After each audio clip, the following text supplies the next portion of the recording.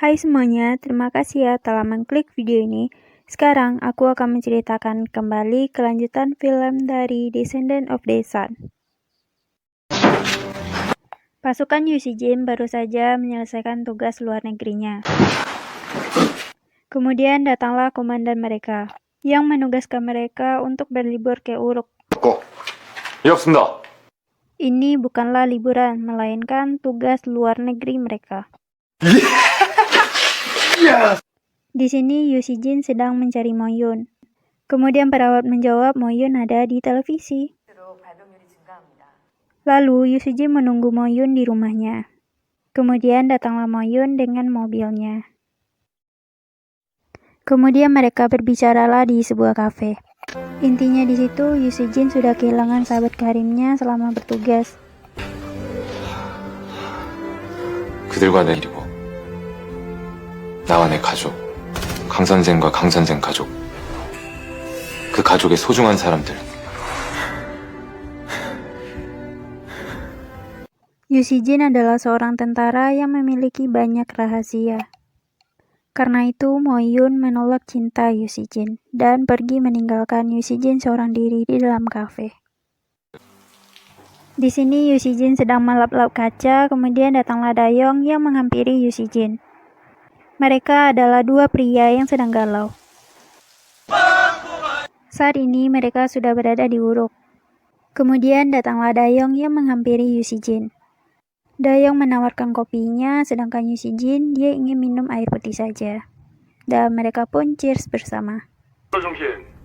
Pasukan Yu Jin menemukan bahan peledak. Kemudian Yu Jin ini memerintahkan anak buahnya untuk melumpuhkan bahan peledak tersebut.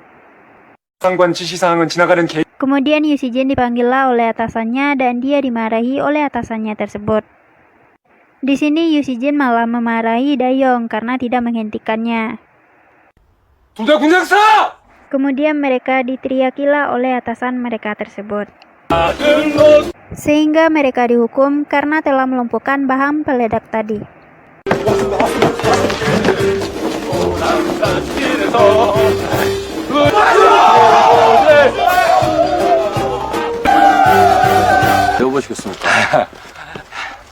우리는 전우들도 역시 시크하십니다. 건강검진 프로그램 중에 경동맥 Sedangkan di rumah sakit, Moyun sudah menjadi dokter idola rumah sakit tersebut. 오늘 처음으로 미엠 식사하십니다. Ia juga menjadi dokter VIP di rumah sakit itu. Selesai bertugas, Moyun membeli beberapa makanan untuk rekan kerjanya di rumah sakit. 아니 이게 누구신가? 아니신가? Ia membagi-bagikan kepada rekan kerjanya. Kemudian datanglah wanita ini yang sangat membenci Moyun. 야 근데 Di sini terlihat Dr. Song dan Moyun sedang berbincang-bincang. Kemudian wanita ini menyindir Moyun. Moyun pun melihat ke arah si wanita itu. Setelah menjawab sindiran wanita itu, Moyun pun pergi dari situ. Ternyata Moyun pergi ke atas rumah sakit. Di situ Moyun mengingat kenangannya dengan Yu Jin. 삽질하다 얼굴 다칠 확률이 이렇게만 보이는데도 진짜 Kemudian Moyun pergi dari atap itu sambil berkata, "Aku tidak punya waktu untuk berpenampilan seksi." Di sini, Yu Jin melihat Ki Byun sedang melakukan sesuatu. 결 일병 김기범 Kemudian Yu Jin memperagakan cara bekerja yang benar kepada Ki Byun. Tiba-tiba sekopnya patah dan melukai tangan Yu Jin. Ki Byun pun menuliskan sesuatu di tangan Yu Jin. 촬영 열중 Yu Jin pun terlihat jengkel kepada Ki Byun. 무슨 일 있습니까? 대체 Kemudian datanglah Dayong. Dayong mengatakan ia menyukai Ki Byun. Dan hari ini mereka akan mengadakan pesta ulang tahun. Di hari itu, Ki Byun yang akan memasak. 일이라 스테이크 구워준답니다. Yu Jin dan Dayong membeli beberapa minuman ke sebuah kafe. Dan mereka mengatakan pelayan itu sangat cantik. 이 맛이 옵니다. 저한테 한 겁니다. Tak lama kemudian datanglah seorang perempuan yang memesan sebuah pistol. Pistol itu kemudian diarahkan kepada Yu Jin dan Dayong. Yu Si-jin pun mengambil pistolnya dan mengarahkan pistol itu kepada si perempuan itu.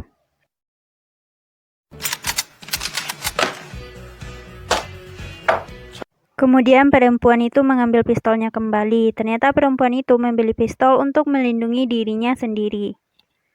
잘난 척. Yu Si-jin pun menanyakan siapa perempuan itu kepada pelayan. Tapi sang pelayan bilang di sini tidak menjual perempuan dan informasi. 친환경 발전소 건설 중이잖아요. Di rumah sakit, Moyun dan rekan kerjanya sedang berkumpul. Kemudian datanglah ketua yang menghampiri mereka. Ternyata ketua rumah sakit mengajak Moyun untuk makan malam bersama. 이사장한테 데이트 신청 받은 걸까요? Suasana di tempat itu heboh sejenak. Di situ Lee Ji-hoon tidak menyukai hubungan Moyun dengan sang ketua karena sang ketua itu sudah duda. Moyun pun menemui ketua rumah sakit. Ternyata ketua rumah sakit mengajak Moyun ke sebuah hotel. Moyun pun marah dan memukul sang ketua. Kemudian Moyun menceritakan itu kepada temannya. Temannya menyarankan untuk mempelototi ketua saat rapat. 나 그 인간이 진짜 나한테 반하면 어떡해. Ketika rapat, Moyun terpilih menjadi ketua relawan rumah sakit Haesung ke Uruk. Di situ Moyun terlihat kaget. 봉사단 팀장을 맡겨볼까? Kemudian semua orang bertepuk tangan untuk Moyun. 잘 모른다. Di sini Yu Si-jin melamun karena mengetahui kedatangan Moyun. Kemudian datanglah Dayong yang menghampiri Yu Si-jin untuk memberitahukan bahwa Moyun merupakan ketua relawan dari rumah sakit Haesung dan mereka berdua akan segera bertemu. Di sini Moyun dan tim relawannya sedang kepanasan.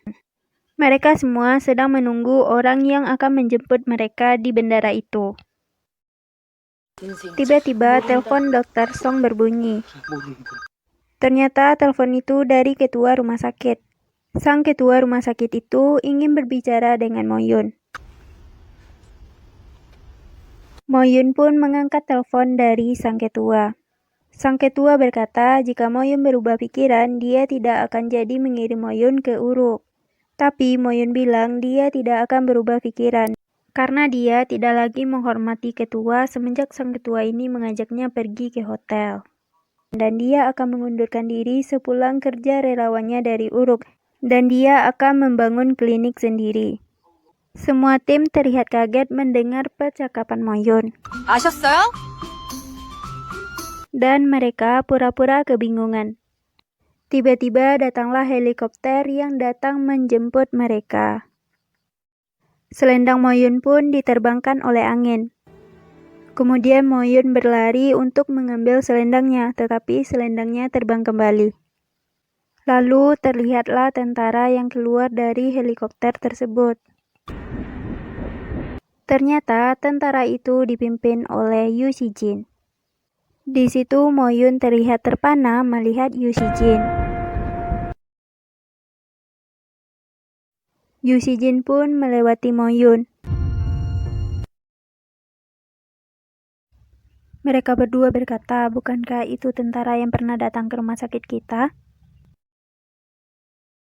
Yu Si-jin pun memperkenalkan diri kepada tim Moyun. Kemudian pengarahan dilanjutkan oleh Dayong. Yu Si-jin melihat ada selendang dekat kakinya dan dia mengambilnya. Kemudian menyerahkan selendang tersebut kepada Moyun. Moyun pun mengambil selendang itu.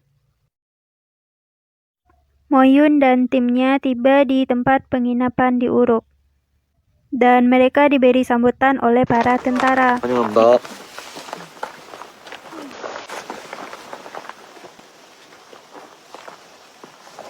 환영합니다. 환영합니다. 나 되게 자연스럽지? Shake that booty, booty. Hey! Shake that booty. Moyun dan salah satu perawat sedang menata barangnya.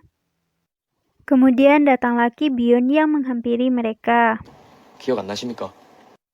Moyun mengingat bahwa Ki Byun ini adalah si pasien pencuri itu. Sekarang ini Ki Byun sudah menjadi tentara dan ia baik-baik saja. 그만해라. 스프링. Dr. Song dan wanita ini juga lagi membereskan barangnya. Kemudian Dr. Song mengajak wanita ini untuk kabur dari situ. Tetapi wanita itu tidak mau. 초딩 진짜. Lee Ji-hoon sedang memfoto-foto. Kemudian datanglah tentara yang mengambil kamera si Lee Ji-hoon ini. Karena aturannya di tempat itu dilarang berfoto. Kemudian datanglah Moyun yang mengatakan tentara memang begitu, mereka sangat misterius.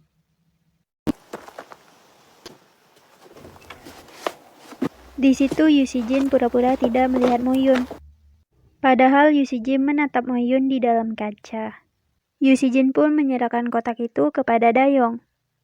Dayong pun membuka kotak itu. 에휴, 참 윤명도 속. Yu Si-jin berkata, adakah kiriman untukku? Dayong memberikan kotak kosong.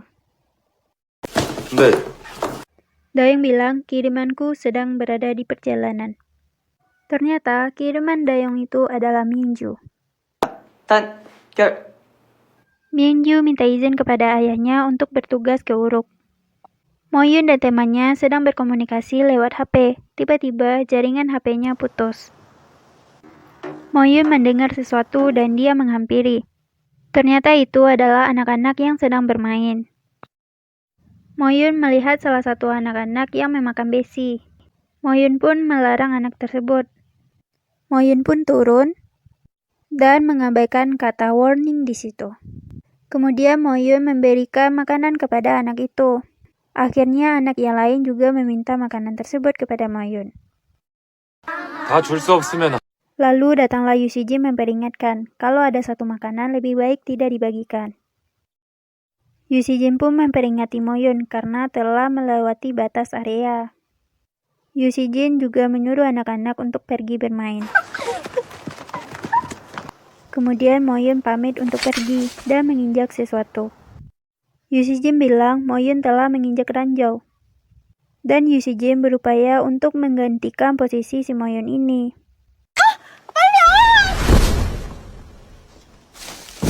Ternyata itu hanyalah candaan Yu Si-jin. Sehingga membuat Moyun marah dan menangis, sehingga pergi meninggalkan Yu Si-jin. Saat itu sedang ada perayaan. Dan mereka makan bersama dan terlihat sangat bahagia. Kemudian datanglah Moyun tadi. Moyun berjalan cepat untuk mencuci mukanya. Yu Si-jin mengatakan kepada Dayong bahwa dia telah membuat Moyun menangis. Moyun kemudian mencuci mukanya. Yu Si-jin berupaya meminta maaf kepada Moyun dan akhirnya Moyun memaafkannya. Tiba-tiba bunyilah lagu kebangsaan mereka dan Yu Si-jin pun hormat. Sambil berkata, senang bertemu denganmu. Pada malam hari, Moyun kesulitan tidur. Pagi harinya, Moyun melihat para tentara sedang olahraga pagi.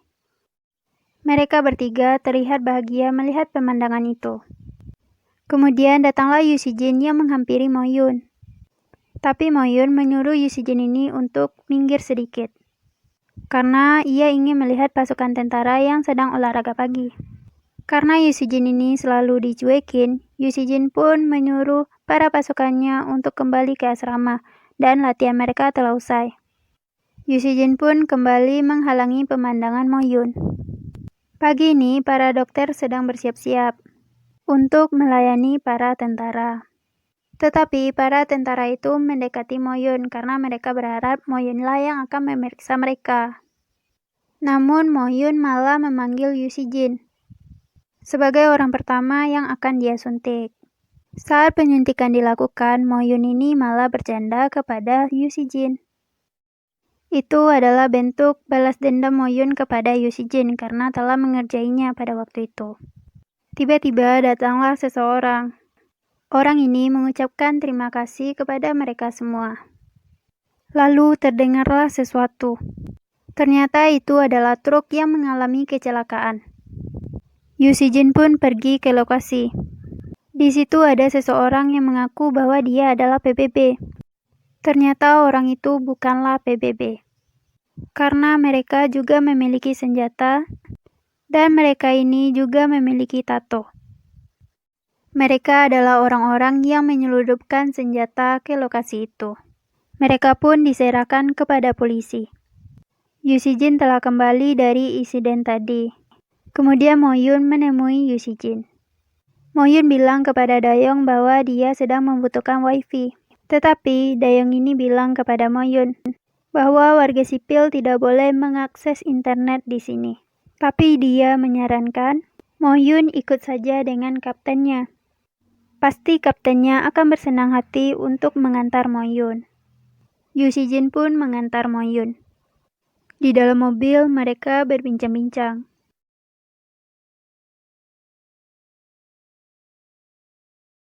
Ternyata itu adalah rumah milik seorang perempuan yang memesan pistol di sebuah kafe. Wanita itu terlihat jengkel dengan Yu Si-jin. Wanita itu menebak Mo-yun ini adalah seorang dokter yang baru saja datang dari Korea. Karena dia mencium bau etanol. Yu Si-jin mengatakan kepada wanita itu, kami sedang memerlukan wifi. Lalu wanita itu mencarikannya. Kemudian Yu Si-jin menitipkan Mo-yun kepada wanita itu. Karena ia ingin pergi ke suatu tempat. Ternyata Yu Si-jin menemui atasannya untuk melaporkan seseorang yang telah berpura-pura menjadi PBB tadi. Ternyata polisi itu telah berkhianat. Ia menolong orang yang berpura-pura menjadi anggota PBB tadi. Namun orang itu ditembak oleh Kapten Agus karena dia sangat cerewet.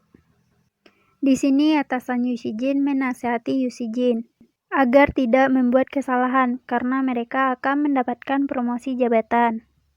Dayong mendapatkan sebuah surat perintah. Dia akan segera dipindah tugaskan ke Korea karena Myunju akan datang ke Uruk.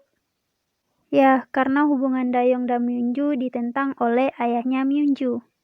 Ayah Myunju memiliki jabatan yang tinggi di tentara tersebut. Dayong pun mengemasi barangnya. Dan dia melihat kembali surat yang telah dikirimkan oleh Myunju. 덕분에요. Di sini Yu Si-jin menjemput kembali Mo-yun. Di sini Yu Si-jin mengatakan kepada Mo-yun bahwa rekannya telah diperintahkan kembali ke Korea. Di situ Yu Si-jin terlihat sedih. Ia sedih karena perintah yang tidak adil terhadap Dayong. Mo-yun pun penasaran bagaimana caranya Myunju bertemu dengan Dayong. Kemudian Yu Si-jin menceritakan kisah mereka. Mereka bertemu karena Dayong membantu temannya membawakan tasnya karena si temannya itu sudah sangat kelelahan. Kemudian Myunju malah menasehati Dayong. Di situ Dayong tidak mempedulikan nasihat Myunju dan dia pergi meninggalkan Myunju. Di situ Yu Si-jin menyuruh Mo-yun untuk keluar dari mobil. Dia ingin mengajak Mo-yun ke suatu tempat yang sangat jauh dan dia akan menceritakan kembali kisah Myunju dan Dayong ini. Sehingga Mo-yun pun mengikuti Yu Si-jin karena dia penasaran tentang kisah Myunju dan Dayong. Kelanjutan ceritanya, Dayong ingin pergi ke suatu tempat. Myunju pun masuk ke dalam mobil milik Dayong. Myunju ini ingin membantu Dayong. Asalkan Dayong ini juga membantu Myunju. Setelah selesai mengganti baju, Myunju ini terlihat sangat cantik. Mereka pun pergi ke pesta pernikahan mantan Dayong bersama-sama. Di sini Yu Si-jin mengajak Mo-yun untuk menaiki sebuah kapal. Tapi Mo-yun ini tetap penasaran tentang hubungan mereka ini, yaitu terjebak antara cinta segitiga. Jadi sebenarnya ya, Myunju ini dijodohkan dengan Yu Si-jin, tetapi Myunju ini tidak mau, dan dia malah pura-pura berpacaran dengan Dayong. Nah, karena itulah Myunju ini membantu Dayong. Saat menyimpulkan itu semua, Mo-yun ini terlihat sangat cemburu kepada Yu Si-jin. Setelah sampai di pulau, Mo-yun ini tidak mau dibantu turun oleh Yu Si-jin. Di situ Yu Si-jin mengambil sebuah batu. Mengambil sebuah batu di sana artinya, jika kau membawa pulang batu yang ada di situ, kau akan bisa kembali lagi ke situ. Itu adalah menurut kepercayaan penduduk setempat. Yu Si-jin pun memberikan batu itu kepada Mo-yun. Malam harinya, para dokter ini akan makan bersama. Suapan pertama dilakukan oleh Dr. Song yang menyatakan, wah makanan ini sangat lezat. Kemudian mereka pun bersiap-siap untuk menyiapkan sendok mereka masing-masing. Tetapi Lee Ji-hoon malah keberatan. Dr. Song pun membuat Lee Ji-hoon kecewa. Lee Ji-hoon pun pergi meninggalkan tempat itu dan dia menelpon istrinya dan menceritakan hal itu kepada istrinya. Tiba-tiba datanglah seorang anak yang mengagetkan Lee Ji-hoon. Anak tersebut meminta makanan kepada Lee Ji-hoon, tetapi Lee Ji-hoon ini tidak mengerti apa maksud dari sang anak ini. Dia pun memarahi anak tersebut karena telah membuat baju putihnya kotor. Tiba-tiba anak tersebut mual-mual dan dia pingsan. Lee Ji-hoon pun menggendong anak tersebut dan membawanya ke dalam. Ternyata hal itu dilihat oleh Mo-yoon dan Yoo Si-jin. Mo-yoon pun memeriksa anak tersebut. Ternyata anak itu mengalami gizi buruk.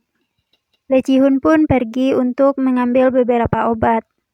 Di sini ternyata Mo-yoon tidak mau dibantu oleh Yoo Si-jin, sehingga timbullah beberapa perdebatan di antara mereka. Yoo Si-jin terlihat kesal dan pergi dari situ. Tiba-tiba terjadilah sesuatu yang darurat. Ketua Liga Arab akan datang ke sana dan dia akan dirawat di sana. Yoo Si-jin pun memberikan beberapa dokumen Ketua Liga Arab kepada Mo-yoon. Mo-yoon pun memeriksa dokumen tersebut.